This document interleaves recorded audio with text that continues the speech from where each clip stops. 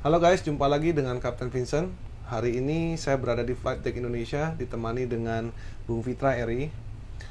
Ya, hari ini kami akan coba menjawab pertanyaan yang banyak ditanyakan di direct message saya. Kemarin banyak sekali orang yang DM ke saya, Cap, apakah mungkin apabila menerbangkan pesawat ini secara deliberately dengan sengaja dijatuhkan, sabotase ataupun di hijack seperti itu? Saya sempat menjawab, cuman di sini kita akan lebih demonstrasikan dengan simulator ini. Mungkin dengan simulasi ini kita bisa memberikan gambaran apakah mungkin bisa terjadi apabila disengaja dijatuhkan. Dan saya di sini akan bertindak sebagai co-pilotnya, karena biasanya di kokpit kan ada dua orang, ada pilot dan ada co-pilot, dan coba mereplika situasi kalau misalnya salah satu dari kami itu sengaja ingin menjatuhkan pesawat. Betul sekali. By the way, yang ada di sini ini hanya untuk referensi only. Kita tidak bisa mendahului apa yang ada di KNKT. Cuman ini menurut saya penting untuk dibahas karena cukup banyak orang yang bertanya-tanya nih. Bahkan interview saya hari ini bersama dengan CNBC, mereka menanyakan apakah mungkin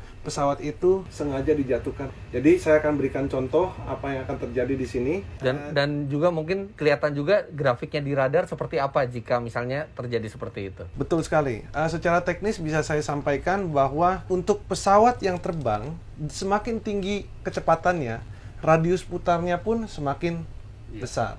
Jadi itu akan membentuk profil yang khas di radar kan? Betul. Yang nanti bisa kita lihat kalau pesawat memang sengaja dijatuhkan, maka akan terlihat profil di radarnya seperti apa. Betul. Setelah kita tunjukkan nanti, saya akan berikan demonstrasi bagaimana radius putar dengan kecepatan tinggi dan juga dengan kecepatan yang kecil. Jadi kita bisa menganalisa sedikit dan memberikan edukasi buat teman-teman sekalian mengenai apa efek kecepatan terhadap profil lintasan pesawat di radar.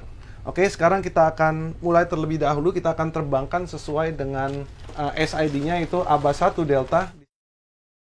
Baiklah, sekarang kita akan coba terbangkan. By the way, ini adalah pesawat Boeing 737NG. Memang pesawatnya ini adalah Boeing 737, cuman berbeda seri dengan pesawat Sriwijaya. Pesawat Sriwijaya adalah Boeing 737-500, di mana itu merupakan 737 klasik. Yang ini merupakan NG. Cuma airframe dan desainnya kurang lebih cukup similar. Baiklah, kalau begitu kita akan terbangkan sekarang. Oke, sekarang kita coba ya. Kita buka dulu 40. Oh, itu nggak bisa langsung ya? Full. Lebih baik dibuka dulu supaya kita stabilkan dulu power yang ada di sebelah kiri dan sebelah kanan. Kita untuk avoid swingnya ya. Oke. Jadi ini biar stabilize kanan kirinya. Betul. Kita tekan di sini. Ini langsung nambah sendiri ya dia. N1 toga.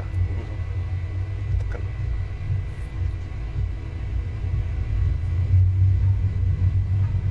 Oke.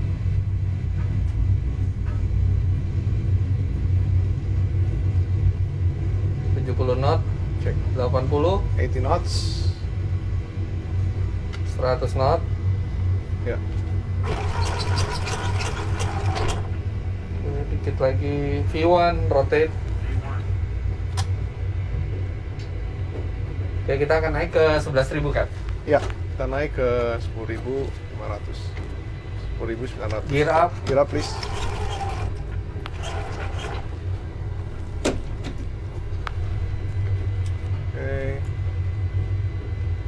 Enough speed. Jadi pesawat ini adalah pesawat yang lebih baru. Untuk sistem navigasinya pun lebih baru. Tapi dengan cara flight controlnya juga cukup mirip.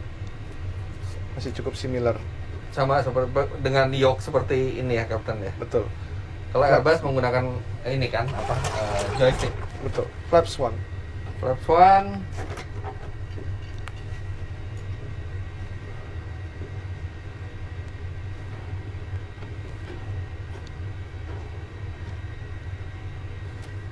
Flaps up. Flaps up. Cek. 3000 feet. Yes, autopilot command. Jadi sekarang pesawat sudah di autopilot. Oke. Jadi memang di tahap ini ketika baru terbang itu di tahap ini memang sudah autopilot, hanya 1 menit atau 2 menit setelah take off.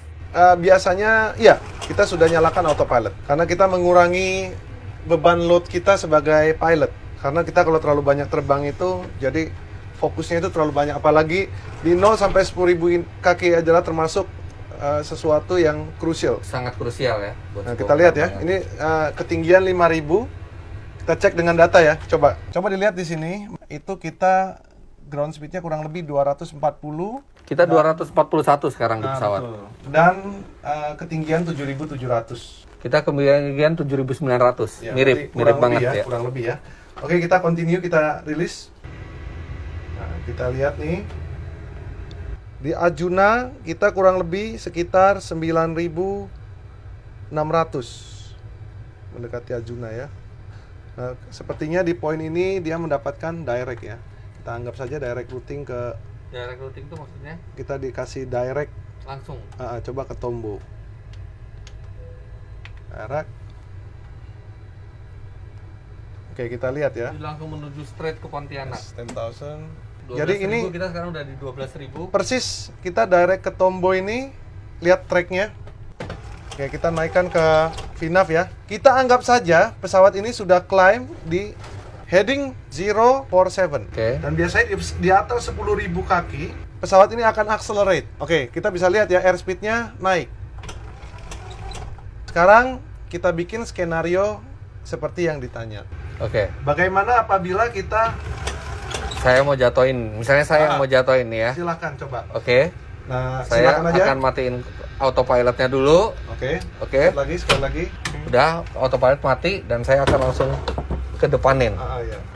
Depanin seperti ini. Oke, tapi di sini kan ada kapten. Nah iya, Kapten jadi bisa tidak dilawan. akan Oh setuju. iya. Dia akan lawan. Ini kontrolnya ini kan Lah, akan artinya- bisa dilawan. Nah artinya kuat-kuatan dong kalau kayak gitu. Kuat-kuatan. Nah, terus walaupun begitu kita ikuti. Walaupun ke kiri, dia avoid ke kiri, Ah, dan dia avoid ke kanan. Coba, misalnya. saya kanan gini ya. Saya mau Walaupun jatuhin ya. begitu, secara teknis, kemungkinannya kecil kalau menurut saya. Jadi tidak mungkin langsung jatuh ya, pasti akan Enggak. ada perlawanan ya. Ini perlu waktu yang sangat lama. Biarkan aja, biarkan saja. Biar dia ke arah sana. Oke. Coba misalnya 5.000. Coba. Ya, oke. Ini 4.000 feet Sekarang kita mau lihat bagaimana dengan data yang ada di sana. data ininya ya, jalurnya ya. Kalian bisa lihat ketika pesawat ini dipaksa turun dan dibelokkan ke kanan, hasilnya tidak bisa patah seperti yang ada di flight radar. Setuju ya, Bung Fitra? Di sini hasilnya gambarnya tidak sama. Jadi tetap landai ya dia ya. Tetap landai karena radiusnya jadi besar, karena kecepatannya tinggi. Jadi menurut saya tidak masuk di akal kalau dia dipaksakan segini. Dia perlu proses untuk menurunkan pesawat. Kalau saya bikin pesawatnya seperti itu gimana? Kita boleh coba, tapi tetap akan selama kecepatan kita tinggi, Iya. tetap akan Landai. shallow, landai. Oke? Jadi sudah setuju, ini berbeda ya. Oke. Oke, sekarang kita coba lagi. Baiklah, untuk percobaan kedua saya akan meminta co-pilot Jason akan menerbangkan pesawatnya dengan asumsi dia akan melakukan hijacking dan menjatuhkan pesawatnya dengan disengaja. Sekarang kita directkan dulu ke Tombo. Ya, kita bisa lihat ground speed-nya sudah mulai meningkat sama seperti yang ada di gambar flight radar. Oke, 10.900. Silakan Jason, disconnect autopilot. Yang pertama, seorang kapten tidak akan mengizinkan seperti ini tentunya. Cuman kita akan lihat apakah yang akan terjadi.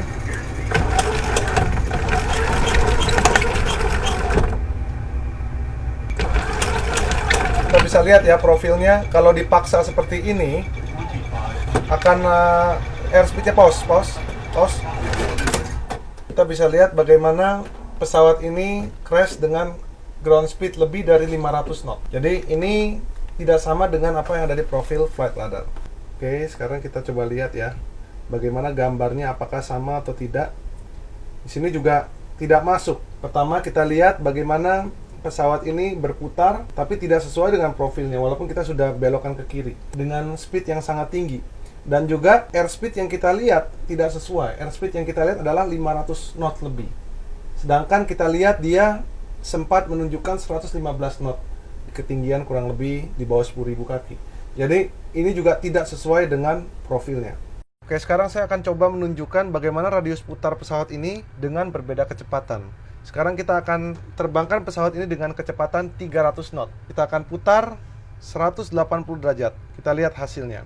Kita akan bedakan di heading 090 ke heading 270. Oke, ini dengan bank maksimum 30 derajat. Coba kita lihat berapa lama dia memakan waktu untuk mencapai heading 270 dengan bank maksimum.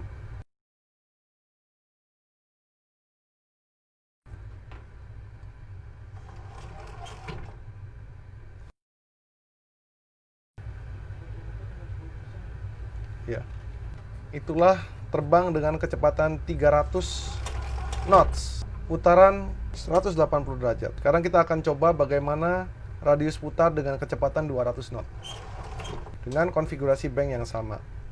Oke, sekarang kita akan coba belok dengan kecepatan 200 knot. Kita akan bandingkan bagaimana radius putar antara kecepatan 300 dengan kecepatan 200. Pasti sangat signifikan. Kita lihat berapa detik.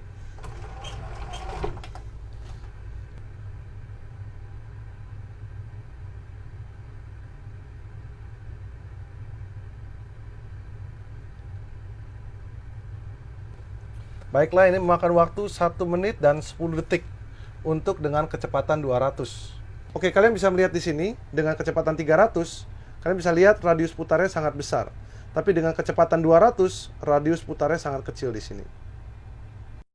Baiklah, baru saja kita coba mereplikasikan data yang ada di Flight Radar 24 mengenai penerbangan Sriwijaya SC182. Yang kita temukan adalah, walaupun kita sudah berusaha dengan keras mereplikasikan data dengan cara membelokkan sedikit ke kiri lalu menikupkan ke kanan, dengan positive flight control, saya melihat bahwa ketika kita turunkan nose ini, maka airspeed-nya akan naik. Ketika airspeed-nya naik, maka tikungan yang dihasilkan akan menjadi sangat landai.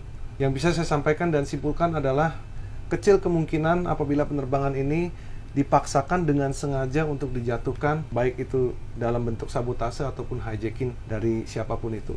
Akan tetapi, peristiwa ini kalian bisa lihat ya, tikungan yang sangat tajam, steep climb, lalu steep descent seperti itu. Karena kalau dilihat dari heading 046 ke 339 itu adalah 70 derajat. Signifikan sekali. Apabila kita belokkan pesawat ini juga diperlukan waktu yang cukup panjang untuk membelokkan pesawat dari 046 ke 339. Jadi kesimpulan yang dapat saya sampaikan, kecil sekali kemungkinan apabila dengan sengaja menurunkan pesawat ini. Jadi demikian yang dapat saya sampaikan. Semoga informasi ini bermanfaat. Sekali lagi, ini hanya trial yang tidak berdasar. Saya hanya ingin mencoba bagaimana reaksi pesawat ketika dipaksa turun. Maka tidak akan sesuai dengan profil yang ada di Flight Radar. Dan juga semoga konten ini dapat menjawab pertanyaan kalian seputar apabila disimpulkan bahwa pesawat ini dijatuhkan secara paksa. Saya tidak setuju dan kecil kemungkinan itu terjadi. However, ini hanyalah simple test yang bisa saja salah. Tapi pada saat ini orang yang bertanya-tanya, ini yang dapat saya sampaikan buat kalian semua. Terima kasih, jumpa lagi di video saya berikutnya.